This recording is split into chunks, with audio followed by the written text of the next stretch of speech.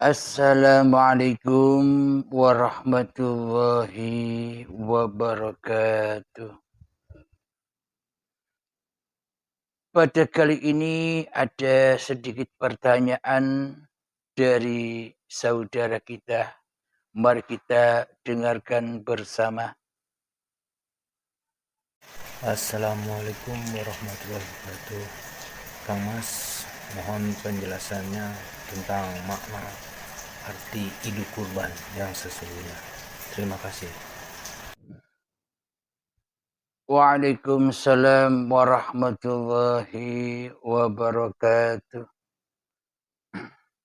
Pertanyaannya, bagaimana sih mengaplikasikan Idul Adha atau Hari Raya Kurban secara hakikatnya?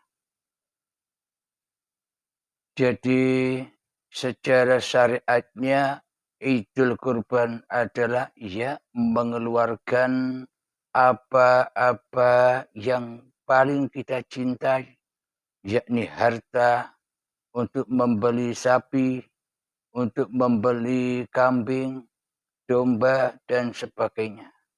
Untuk mensucikan hatinya.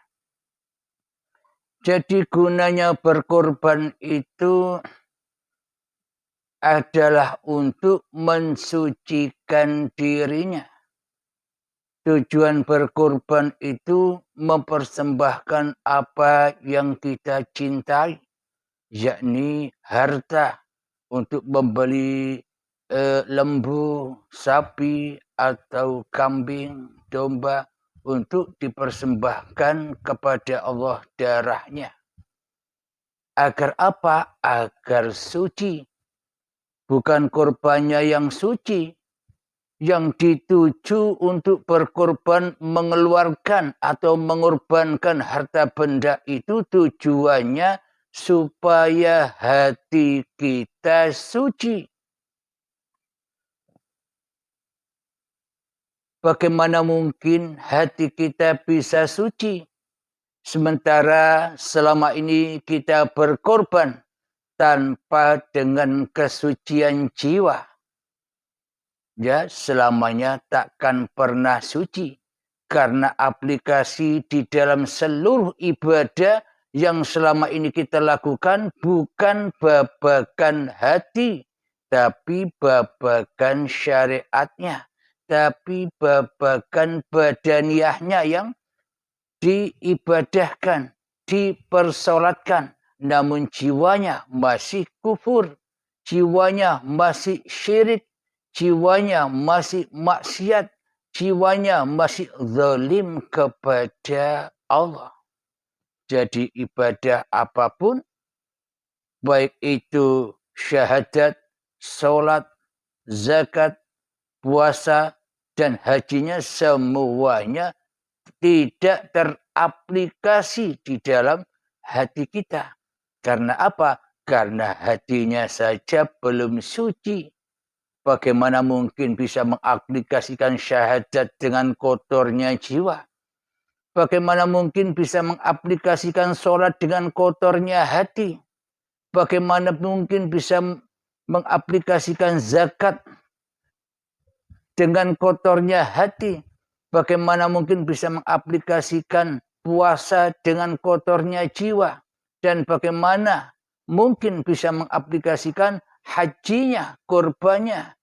Sementara jiwa masih terbelenggu dengan kemanusiaannya.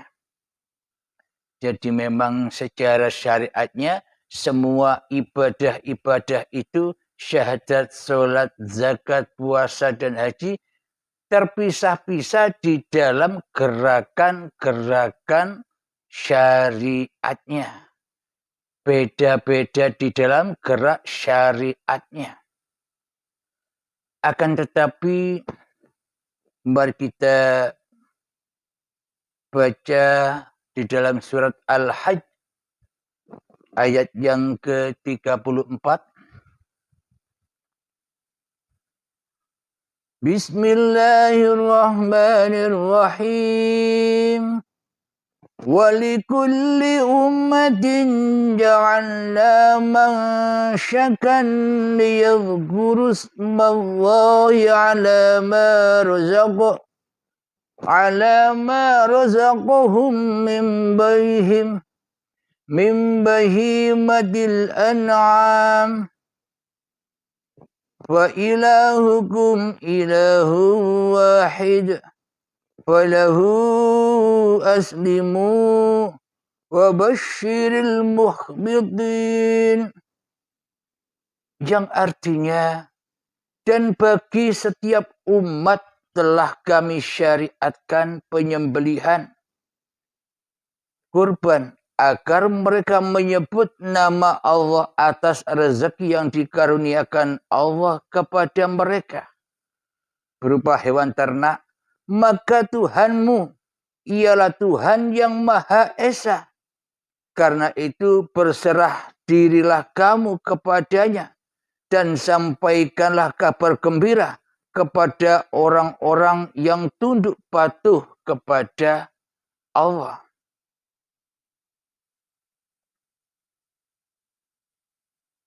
Sadaqallahul azim. Jadi setiap umat sudah disyariatkan untuk menyembelih kurban. Di sini kalimatnya dan bagi setiap umat telah kami syariatkan. Kalau diterobos secara hakikatnya setiap umat itu adalah setiap diri manusia. Jadi apa yang disembelih? Yang disembelih adalah bila manusia masih memperturutkan hawa nafsunya, maka di sisi Allah ia tak lebih rendah daripada hayawan. Jadi yang disembelih maknanya sifat kehayawanan di dalam tiap diri-diri manusia. Ketika manusianya masih lebih unggul daripada Allah. Ketika manusianya masih lebih wujud daripada Allah. Ketika manusianya masih lebih hidup daripada Allah.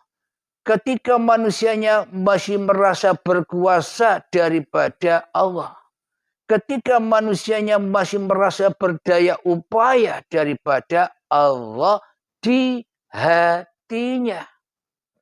Inilah derajat yang lebih rendah daripada hayawan. Ketika manusianya masih merasa menjadi Tuhan daripada merasa menjadi hamba atau makhluk. Manusianya masih berposisi sebagai sang khalik di hatinya daripada menjadi makhluk. Inilah yang harus disembelih. Inilah yang harus dikorbankan. Apa yang paling kita cintai di dalam hati kita? Yang paling kita cintai adalah harta. Harta wajib dikorbankan. Harta wajib dilepaskan. Harta wajib ditinggalkan untuk berjalan ke dalam fisabilillah. Jadi hartanya dikorbankan demi untuk memutus mata rantai syariat-syariat manusianya. Agar manusianya tidak jadi Tuhan lagi di hatinya.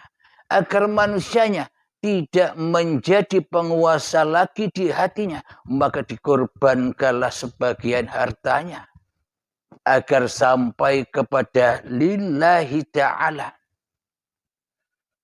Yang kedua, apalagi yang paling dicintai di dalam hati kita, yakni badan dan hidup yang selama ini kita rasa sebagai milik kita, inilah yang paling sangat kita cintai dan sayangi selama ini.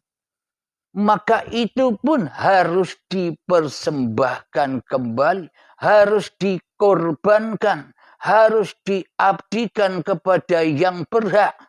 Jadi jangankan harta, di dalam baiat itu badan dan hidupnya pun juga dilepas.